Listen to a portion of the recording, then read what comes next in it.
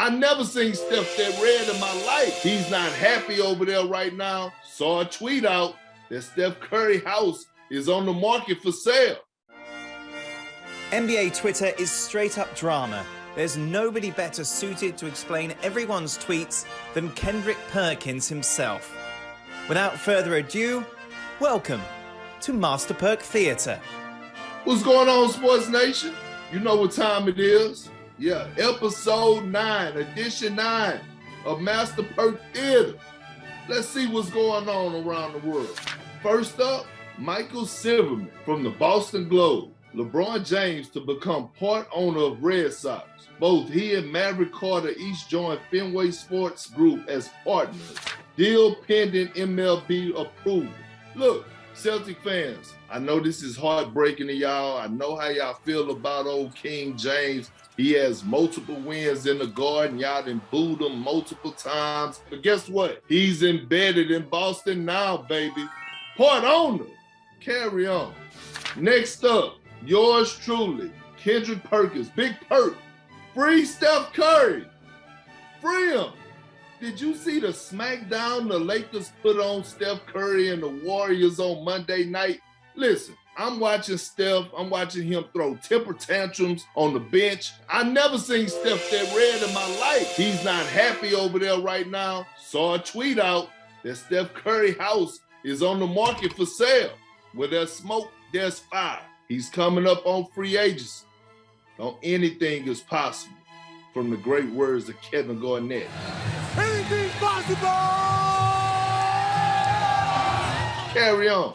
Next up, one of the greatest shooting guards of all time, Dwayne Wade. I know Jimmy doesn't care, but that MVP convo is heating up for my guy. D-Wade, listen, I know it's a Marquette thing, and Jimmy went to Marquette, you went to Marquette, home cooking. But I'm going to tell you what, I agree with you on this one. They are 9-1 in their last 10 games. Just 2 months ago, they wasn't even in the playoff hunt. And now they're sitting at the number 4 seed. And by the way, I know I'm going to mess his name up. They've been doing it without Bam out of the Bayou. And Jimmy has impacted this culture that was already established and came back and just doubled down and put his stamp on there. He should be in the MVP conversation, D-Wade. Carry on.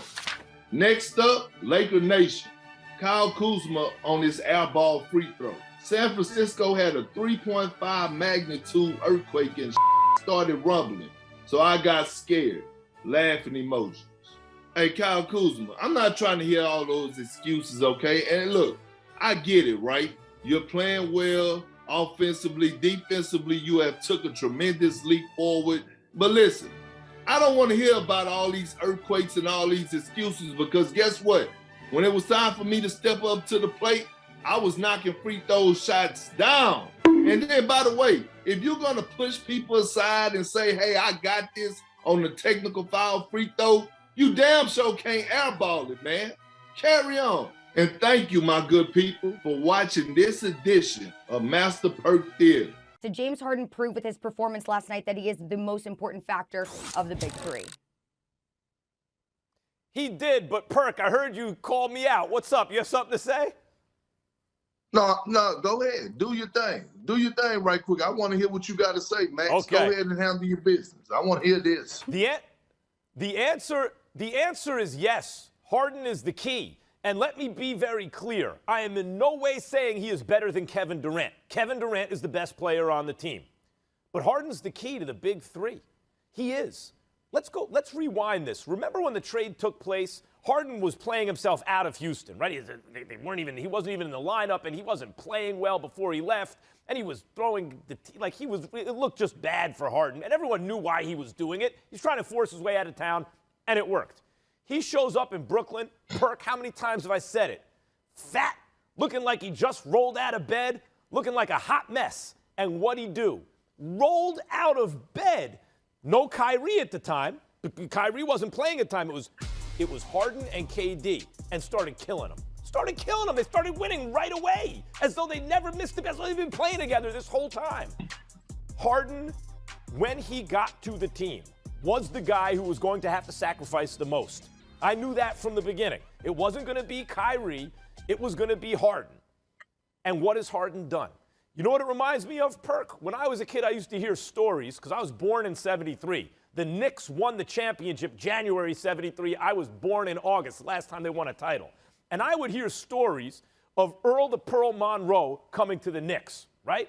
And Earl the Pearl Monroe, back then known as Black Jesus, if you want to YouTube Earl the Pearl, he would be giving guys the business today. Today, he was nasty. And the whole thing was there's only one ball. How are they going to share this backcourt, these two guys? But Earl the Pearl wanted to be great. Clyde Frazier already had a ring. He wanted to be great. And so it worked fine. They won the championship together. How are they going to work this? What's going to happen? James Harden has given up shots until they needed him to score last night. He's done everything that he's needed to do. His judgment with the ball and his court vision, setting up teammates, has been extraordinary, and he is the key to this offense.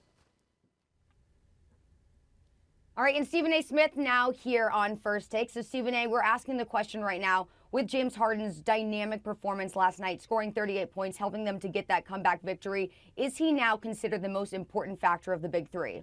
No, he's not. He's great. He showed it last night. He reminded us of what he can do when he doesn't have a big two to go along with him. But the key component in all of this is Kevin Durant. When you talk about the Brooklyn Nets and being title contenders or legitimately winning the chip, it's not going to happen without KD. KD can win a chip potentially with Kyrie. KD can win a chip potentially with James Harden. KD could definitely win a chip with the both of them. Neither of them are winning it without him. That's the bottom line. If Kyrie and Harden were the cornerstones of this franchise, we wouldn't be talking about the Nets winning the championship. We'd be talking about them being a contender, but we'd have legitimate arguments as to why they wouldn't even come out of the Eastern Conference. That's the difference. Now, that's not to diminish what James Harden is giving you in any way. James Harden is a superstar in this league. He's fresh off of averaging over 30 the last 3 years. He's captured the league MVP. We know how electrifying offensively he is. And what he's been doing this year is unbelievable because he's as selfless as they come. He's highlighting the fact that he can be selfless. He hasn't been given enough credit for it. He is the best point guard on the team and might be the best point guard in basketball right now, the way that he's been playing and running the show for the Brooklyn Nets. But in the end, what it comes down to is you ain't getting but so far and you ain't doing but so much unless you have Kevin Durant. Kevin Durant is the key to the Nets' big three. Without him, it doesn't work. Well, I'm going to say this, and I respectfully disagree, and both of you guys came up with great points. But the key to this team, to the big three, is Kyrie Irving.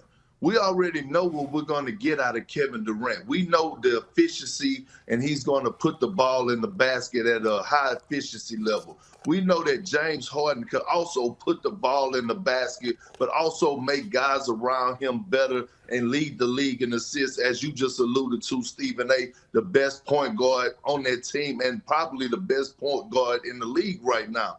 But when you talk about Kyrie Irving, he is going to be the deciding factor in all this. And here's why. He has one job, and that job is to go out there and be that guy to get buckets. And I'm going to tell you why. Because the defense is so horrendous and so terrible that they're going to have to beat a lot of teams and win a lot of series on the offensive end. And if Kyrie Irving don't have those monster nights and don't shoot at a high efficiency level, then the Brooklyn Nets are not going anywhere. They need Kyrie Irving to be the Kyrie Irving that we have been witnessing this season, arguably having the best season of his career, especially efficiency-wise. So when I look at the key to the big three, I strongly believe that it's Kyrie Irving that's going to be the deciding factor whether or not they win the championship. I think it's James Harden. Look, Kyrie is freed up now, guys. Kyrie is freed up. When he said, you're the point guard, I'm the off guard, it freed Kyrie up to score. No one's going to stop Kyrie Irving from scoring when he doesn't have to especially worry about running the offense, because Kyrie has some court vision and obviously can pass, but not court vision that James Harden has. And James Harden shows better judgment with the ball. I mean, when you think about the responsibility of Harden in this offense, and I really believe you take anyone off this team, they're not going to win a championship. but all three, they can, and they very well might even this year if they can get the defense together. Harden is the guy asked to change. He's the guy asked to give up shots. And last night, talk about judgment, he's the guy hunting mismatches and pick and rolling them to death in the second half. Of course, used to D'Antoni, Steve Nash, D'Antoni on the bench, pick and rolling them to death in the second half, showing that judgment and court vision, never mind scoring ability. He was the guy who from day one made it work with KD, and then after a couple weeks figured it out with Kyrie. He's the glue guy. He's the guy who holds it all together.